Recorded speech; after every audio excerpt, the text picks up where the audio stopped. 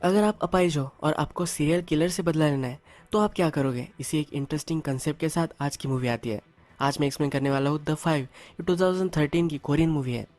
ये एक revenge thriller है। तो चलिए शुरू करते हैं। मूवी स्टार्ट होती है और हमारा मेन कैरेक्टर एना हमें दिखती है।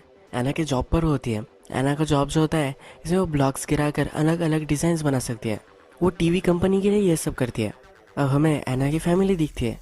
इसमें इसकी डॉटर और इसका हस्बैंड है। ये जो फैमिली है, इन्होंने अभी अभी घर बाय किया है। इसको अच्छी तरह से मदर एंड डॉटर पेंट करते हैं। इस पर अपना नाम लिखते हैं। होम स्वीट होम का बोर्ड लगाते हैं। अपनी एक ब्यूटीफुल लाइफ की शुरुआत एक नए घर में वो करने वाले होते हैं। अब नेक्स्ट में हमें एक आदमी स्ट्रीट से जाता हुआ दिखता है। वो एक सुनसान जगह आता है। यहाँ पर एक प्रोस्टिट्यूट होती है, उसे उठा लेता है और अपने घर लेकर जाने वाला होता है। घर जाने से पहले एक सुपर शॉप में आता है। इसी सुपर शॉप में एना, उसकी डॉटर और उसका हस्बैंड, ये तीनों आए हुए होते हैं। एना के हस्बैंड को सिगरेट पीने की आदत होती है। एना को अच्छा नहीं लगता तो उसे वो क्विट करवाना चाहती है। एना का हस्बैंड यहाँ सिगरेट लेता है पर इसके लिए वो मना कर देती है। डॉटर जब शॉपिंग कर रही होती है तो इस प्रोस्टिट्यूट को देख लेती है। ये दोनों सेम ही एज की होती है और ये दोनों एक ही स्कूल में पढ़ती है। ये इसकी ही क्लासमेट होती है। ये सिर्फ 14 ईयर्स की होती है। जब डॉटर उसकी फ्रेंड से पूछती है कि तुम यहाँ क्या कर रही हो, तो वो कहती है कि मेरे अंकल के साथ मैं आई हुई हूँ।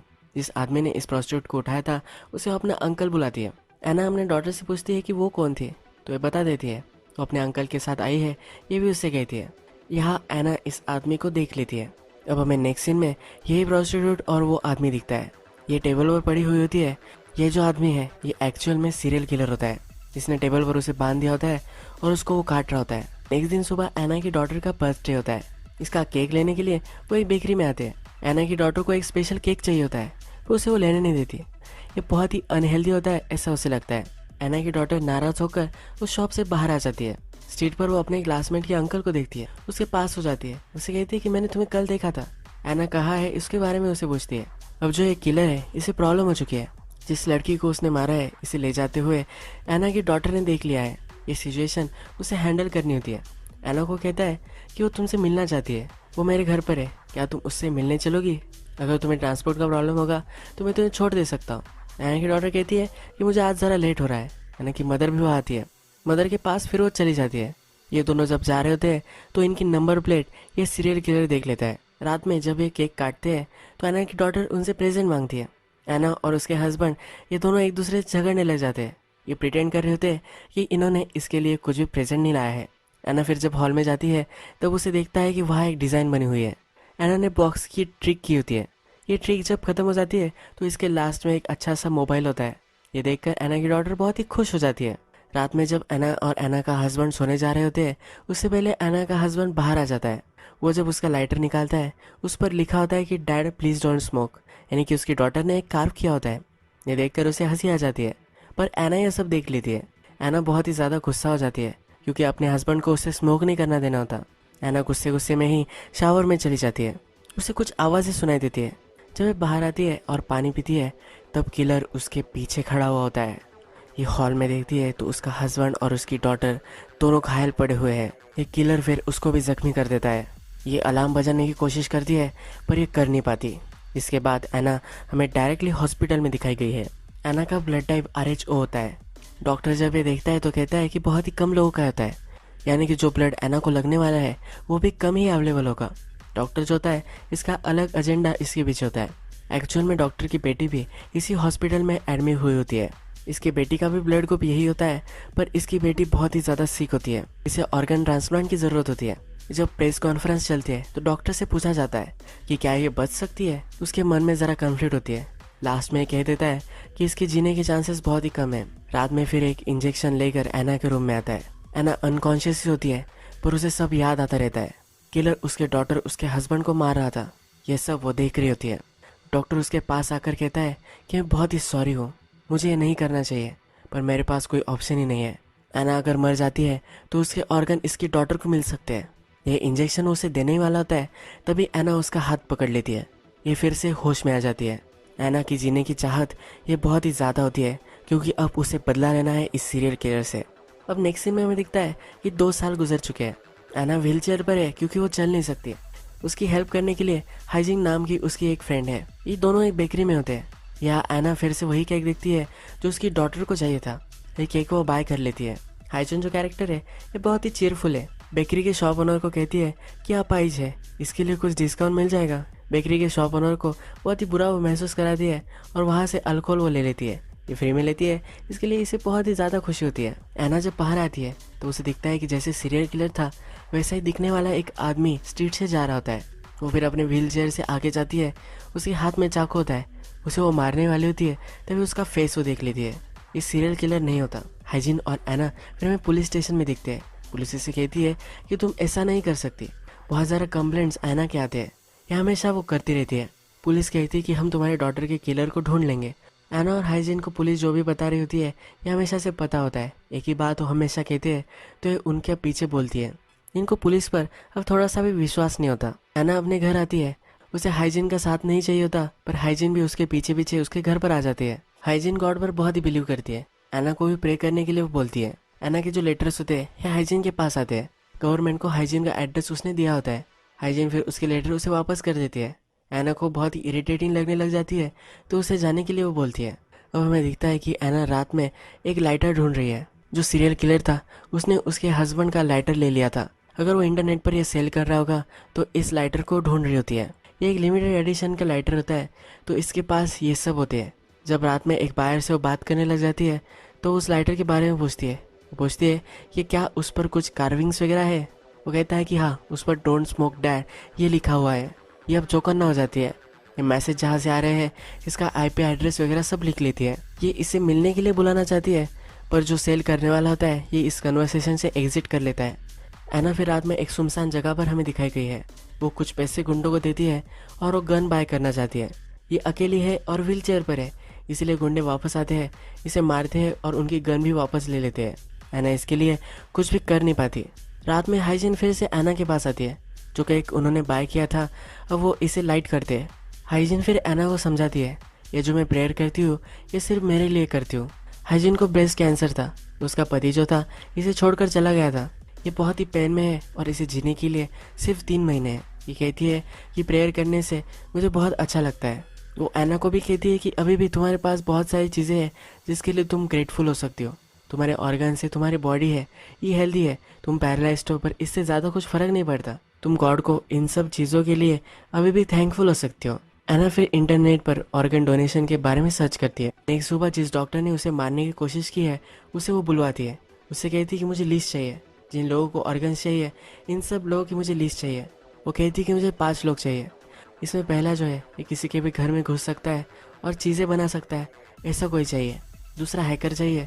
तीसरा किसी को भी मार सकता है, पुलिस का बैकग्राउंड जिसका होगा वैसा एक आदमी चाहिए। एक डॉक्टर उसे चाहिए और ये 5 ही होती है। इसलिए इस मूवी का नाम द 5 है।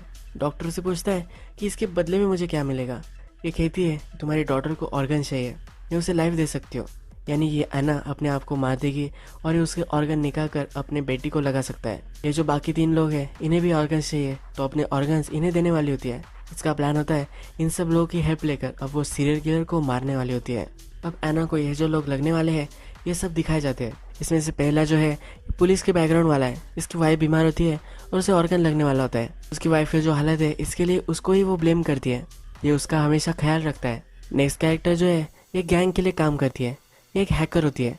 इसकी मदर के ऑपरेशन के लिए इसे ऑर्गन लगने वाला होता है। इसके बाद जो होता है जो ब्रेकिंग कर सकता है इसे अपने लिए ऑर्गन चाहिए होता है। जब एना इन सब लोगों के पास जाती है और इन्हें समझाने की कोशिश करती है पर इस पर कोई भी बिलीव नहीं करता। एना फिर डॉक्टर को कॉल लगाती है। उससे कहती है अगर तुम्हें लगता है कि हमारा ऑपरेशन सक्सेसफुल रहना चाहिए तो तुम्हें भी इस पर कोऑपरेशन करना पड़ेगा। जो सब लोग हैं इन्हें डॉक्टर बुलवाता है, इन्हें सबको जो समझाता है। ये जो डील है ये करने के लिए अब डॉक्टर बता रहा है तो ये मान जाते हैं। हैकर को एना फिर आईपी एड्रेस दे देती है। हैकर को अपने बॉस से ये सब करने के लिए हेल्प चाहिए होती है। ये जब उसके बॉस के पास जाती है तो उसका बॉस उससे डिमांड करता है, उसे इससे इंटीमेट होना होता है। हैकर के पास कोई ऑप्शन नहीं होता तो इसके लिए वो मान जाती है। अब जब अपार्टमेंट का एड्रेस मिल चुका है तो वहाँ ब्रेकिंग करने के लिए जो इसे खोल सकता है इस आदमी को भेज देती है। इसका नाम ग्लास आया होता है। ये जब घर के अंदर घुस जाता है तो उसे लाइटर मिल जाता है। जिसका ये घर था इस आदमी का टेहो फिर रात में पीछा करता है, उसे टेजर से टीज करता है और घर पर लेकर आता है। एना जब इसे देखती है तो एक किलर नहीं होता, इसे वो बांध देती है। ये जब होश में आता है तब इससे सवाल पूछने लग जाती है। इसे वो डरा रही होती है, अगर इसने कुछ क्वेश्चंस का आंसर नहीं किया तो उसे मार देगी। ये फिर उसे कहता है कि मैं टैक्सी ड्राइवर हूँ, ये जो लाइटर था एक क्लाइंट का गिर गया था। इस क्लाइंट का लोकेशन वगैरह सब कुछ वो बता देता है। जिस शॉप से ये किलर आया था इस शॉप का नाम भी उसे बता देता है। एना फिर इसे छोड़ देती है। एना सबको कहती है कि जिस आदमी को तुमने ढूंढा है ये गलत है, इन्हें और भी अब काम करना पड़ेगा। ये इससे खुश नहीं होते। टेहो डॉक्टर के पास जाता है। उसे जब सिचुएशन हुई है ये सब समझाता है। टेहो डॉक्टर से कहता है कि मैं ही डायरेक्टली एना के पास जा सकता हूँ, उसे मारकर हम उसका ऑर्गन निकाल सकते हैं। इसके लिए डॉक्टर भी मान जाता है। ये करने के लिए एना के घर पर जब टेहो आता है तो वहाँ हाइजीन होती है। ये वो वहाँ कर नहीं पाता। जब हाइजीन वहाँ से चली जाती है तब टैक्सी आ जाती है। उसका जो चांस होता है वो चला जाता है। एना को हैकर कॉल लगाती है, उसे वो मिलने के लिए बुलाती है।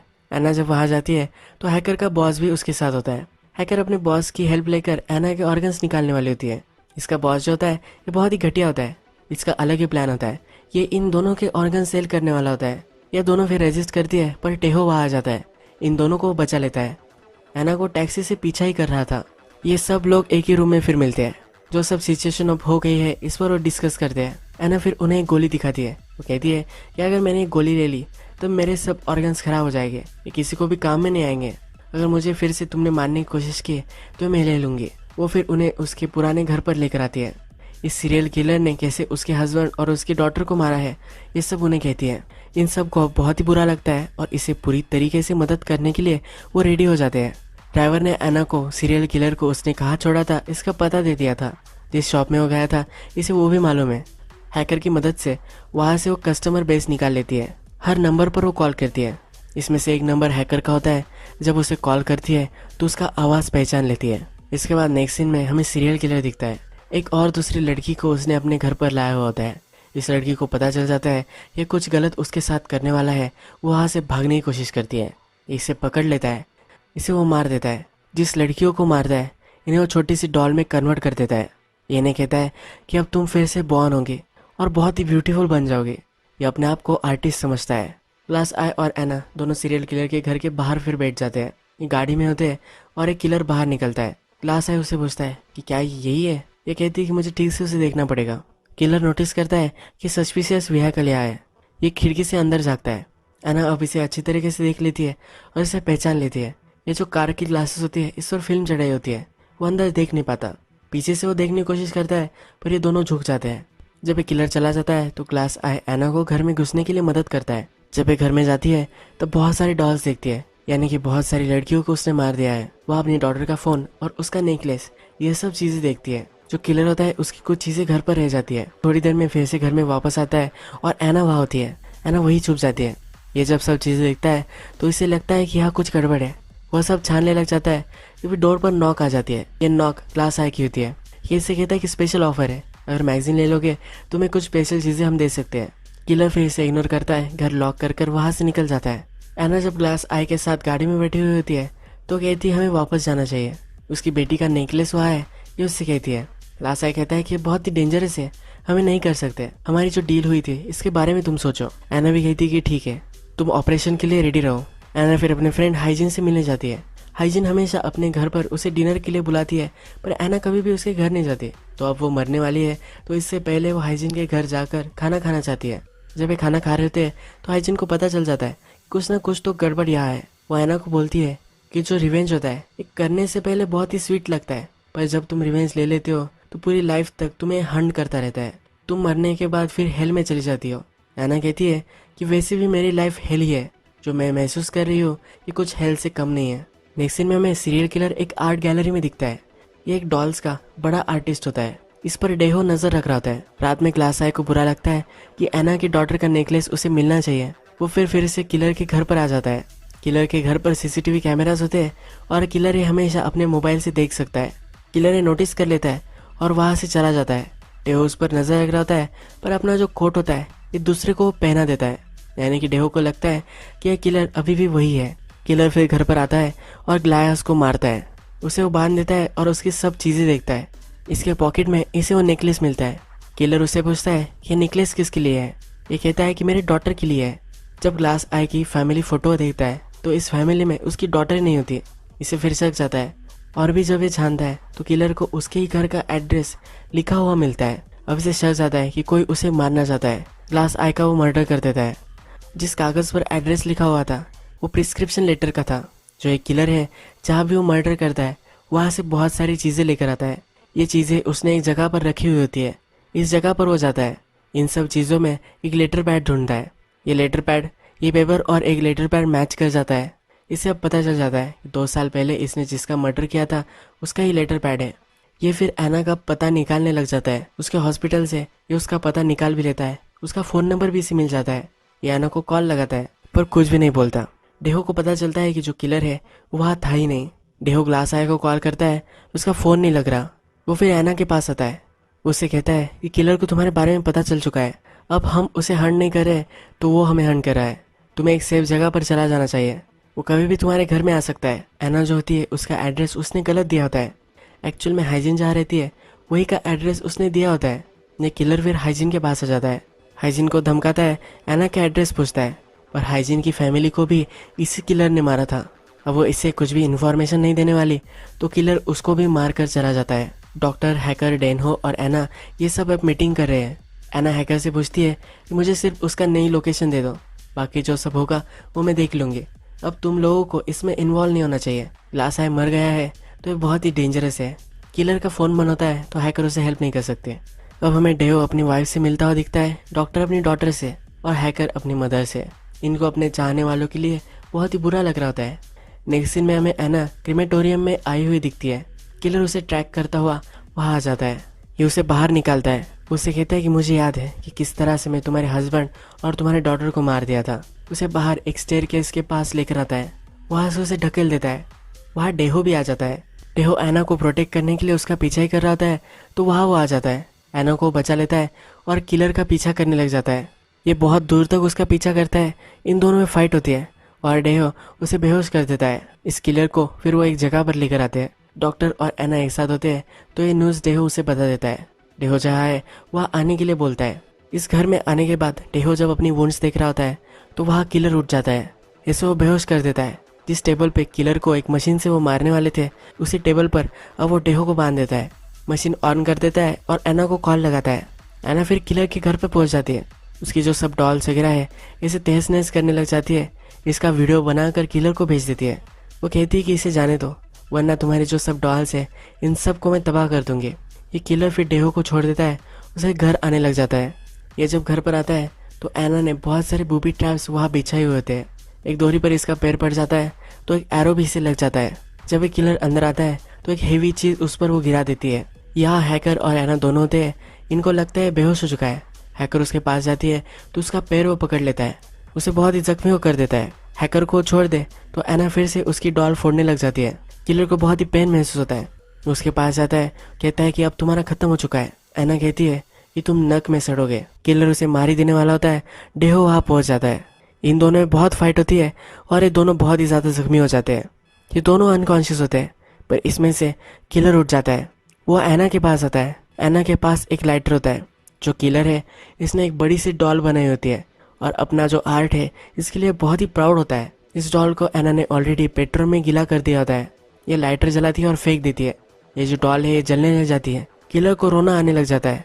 वो वही फूट फूट कर रोने लग जाता है। जब इसकी डॉल मिट जाती है तो एना से कहता है कि मैं तुम्हें कभी भी फर्गिव नहीं करूंगा। एना को मारने के लिए उसके पास आ रहा होता है पर ये जो डॉल है इसमें स्पाइक्स होते हैं। एना ने इस तरह से इस डॉल को सेटअप किया होता है कि इसकी स्टिंग टूट जाए। इसकी स्टिंग टूट जाती है और ये जो स्पाइक्स थे ये किलर में घुस जाते हैं। किलर यही मर जाता है। ये मर गया है पर एना को अभी भी उसका जो पेन है ये नम नहीं हुआ है। वो कहती है कि इस तरह से इतना इजी तुम कैसे मर सकते हो। ये रोने लग जाती है। डॉक्टर फिर वहाँ आता है। उसके पास एक इंजेक्शन होता है जिससे वो उसे मारने वाला होता है। हैकर और डेहो ये दोनों उससे कहते हैं कि अब इसे मत मारो। अगर हमारी फैमिली को पता चला कि उन्हें ऑर्गन किस तरह से मिले हैं तो उन्हें अच्छा नहीं लगेगा। डॉक्टर अब मानने नहीं वाला होता। वो इंजेक्शन लेता है, एना के पास आता है, उसे पूछता है, उसे कहता है कि तुम समझ सकती हो कि मैं क्यों कर रहा हूँ। एना बोलती है कि मैं समझ सकती हूँ, मैं भी एक मदर थी, मुझे पता है कि तुम क्या महसूस कर रहे हो। डॉक्टर उसे इंजेक्शन देने वाला होता है पर इसके हाथ कांपने लग जाते हैं। ये इंजेक्शन वो रख देता है। अब ये वो नहीं कर सकता। एना खुद ये इंजेक्शन उठा लेती है और अपने आप को दे देती है। रिवेंज लेने के बाद भी इसे जो सेटिस्फैक्शन मिलना चाहिए था वो नहीं मिला है और अपने फैमिली के बिना वो नहीं रह सकती है तो इसलिए अपने आप को मार देती है। अब एंड क्रेडिट्स रोल होते हैं और हमें पता चलता है कि डॉक्टर की बेटी अब हेल्दी हो चुकी है। हैकर की मदर भी जिंदा है और जो डेहो था उसकी वाइफ भी अब सही है, इसकी वाइफ अब प्रेग्नेंट है और दोनों अब बहुत ही खुश है। यही मूवी खत्म हो जाती है। अगर आपको वीडियो अच्छा लगा होगा तो प्लीज़ इस वीडियो को लाइक कर दीजिएगा। मैं बहुत सारी मूवीज़ लेकर आता रहता हूँ, तो प्लीज़ चैनल को सब्सक्राइब कर दीजिए, यानी कि आपको सब मूवीज़ मिलती रहे। बेल नोटिफिकेशन आइकन भी दबाना मत भूलिए, यानी कि आप कोई भी वीडियो मिस ना करें। हम वैसे मिलेंगे एक नई मूवी के साथ, तब तक के लिए थैंक यू और आप अपने आप का ख्याल रखिए।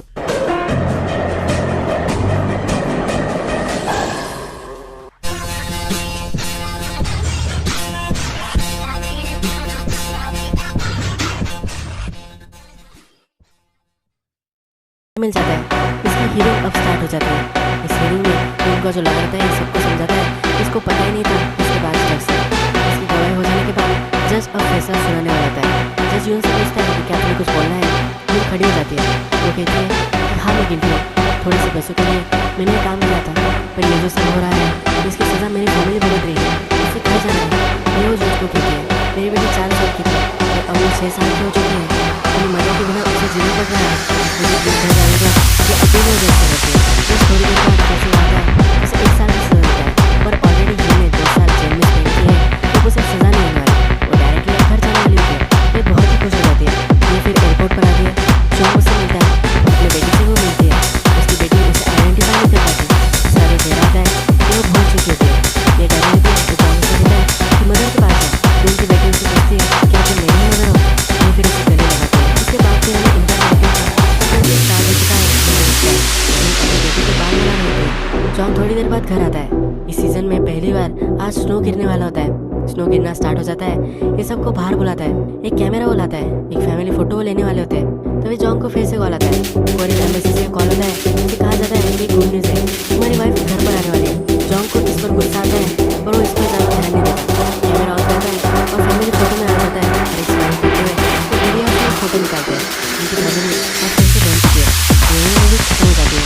उसके बाद एंड क्रेडिट्स में हमें पता चलता है कि इन दोनों को और एक बेटी हुई थी। एक हैप्पी लाइफ ये सब जी रहे हैं। हमारी लाइफ में हमारी सिचुएशन कितनी भी खराब हो तो फिर भी हमें गिव अप नहीं करना है। फिर भी बुरे दिन हमें आ जाए पर फिर भी हम इसे एडजस्ट कर सकते हैं। इन बुरे दिनों से हम बाहर आ सकते हैं। जो कुछ हमें चाहिए इसके लिए हमें कभी भी गिव अप नहीं करना है। इसके अच्छे से मैसेज के साथ वो एंड हो जाते हैं। अगर आपको वीडियो अच्छा लगा होगा प्लीज़ इस वीडियो को लाइक कर दीजिएगा। तो बहुत सारी मूवीज़ लेकर आते रहता हूँ, तो प्लीज़ इस चैनल को सब्सक्राइब कर दीजिए और बेल नोटिफिकेशन आइकन भी दबा दीजिए, यानी कि आपको सब मूवीज़ मिलती रहे। हम वैसे मिलेंगे एक नई मूवी के साथ, तब तक के लिए थैंक यू और आप अपने आप का ख्याल रखिए।